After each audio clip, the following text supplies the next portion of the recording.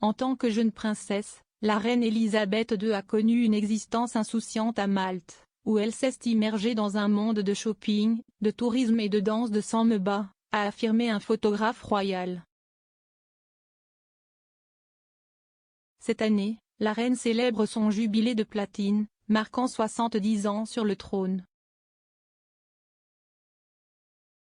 Les festivités culminent ce week-end avec une extravagance royale spéciale de 4 jours. Sa Majesté est le premier monarque britannique à franchir cette étape, ce qui rend les célébrations nationales particulièrement poignantes.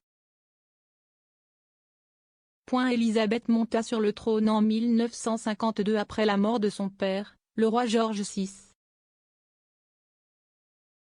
Dans les années qui ont précédé cela, la princesse Élisabeth de l'époque menait une vie relativement normale avec son nouveau mari, le prince Philippe.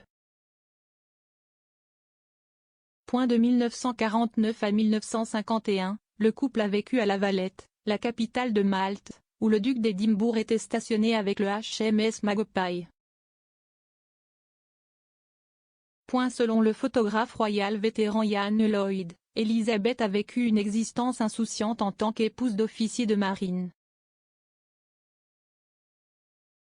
Écrivant pour le Mail on Sunday en 2015, il a déclaré, loin de la pression d'un public qui regarde à la maison, la princesse Élisabeth, telle qu'elle était alors, a connu une existence véritablement insouciante à Malte.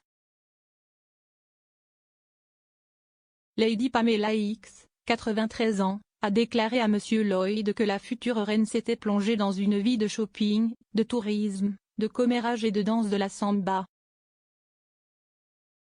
Elle a déclaré, ce furent des journées magiques de pique-nique sans fin, de bains de soleil et de ski nautique. La princesse aimait vraiment Malte parce qu'elle pouvait mener une vie normale, se promener dans la ville et faire du shopping, et chaque fois que la flotte, de la marine britannique, arrivait, nous nous précipitions vers le Baraka, les jardins publics sur le front de mer, pour le voir, ce qui était toujours un spectacle fantastique. C'était le seul endroit où elle pouvait vivre la vie d'une femme d'officier de marine, comme toutes les autres femmes. Lady Pamela est la fille cadette du comte Mountbatten de Birmanie, le dernier vice-roi de l'Inde, qu'il a gouverné pour le roi George VI, notre dernier roi empereur, et Mountbatten était le cousin du prince Philippe. Dans une lettre à sa fille aînée Patricia, Lord Mountbatten a écrit, elle, la reine, danse assez divinement et veut toujours une samba quand nous dansons ensemble et a fait de très belles remarques sur ma danse.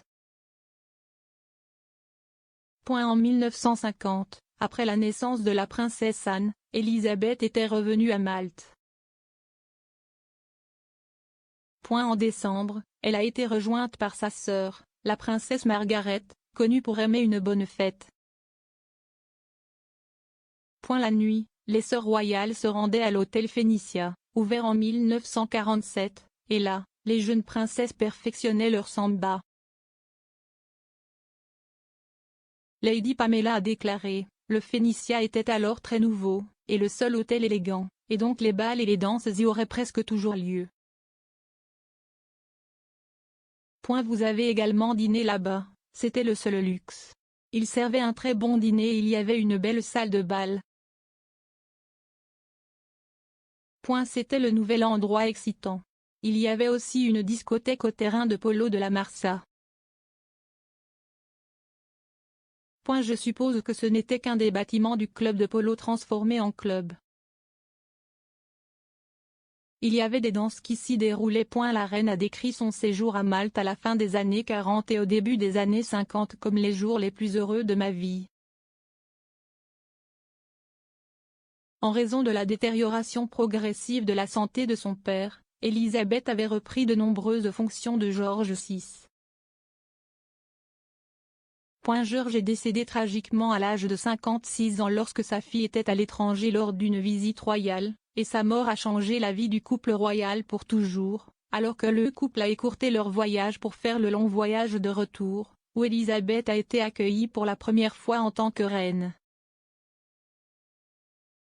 Son avènement marqua le début d'une nouvelle ère,